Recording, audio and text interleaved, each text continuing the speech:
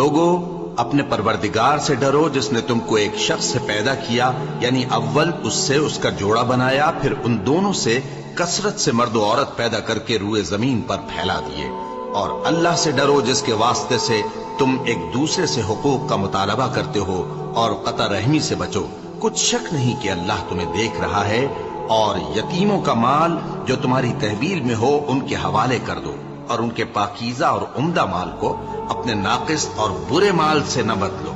اور نہ ان کا مال اپنے مال میں ملا کر کھاؤ کہ یہ بڑا سخت گناہ ہے۔ اور اگر تم کو اس بات کا خوف ہو کہ یتیم لڑکیوں کے بارے میں انصاف نہ کر سکو گے تو ان کے سوا جو عورتیں تم کو پسند ہوں، 2 یا 3 یا 4 ان سے نکاح کر لو۔ اور اگر اس بات کا اندیشہ ہو کہ کئی عورتوں سے انصاف نہ کر سکو گے تو ایک ہی عورت سے نکاح کرو یا باندی سے تعلق رکھو جس کے تم مالک ہو، اس طرح تم بے انصافی سے بچ جاؤ گے۔ اور عورتوں کو ان کے مہر خوشی سے دے دیا کرو، ہاں اگر وہ اپنی خوشی سے اس میں سے کچھ تم کو چھوڑ دیں تو اسے مزے سے کھا لو۔ اور کم عقلوں کو ان کا مال جسے اللہ نے تم لوگوں کے لیے سبب معیشت بنایا ہے مت دو، ہاں اس میں سے ان کو کھلاتے اور پہناتے رہو اور ان سے معقول بات کہتے رہو۔ اور یتیموں کو بالغ ہونے تک کام کاج میں مصروف رکھو اور جانچتے رہو،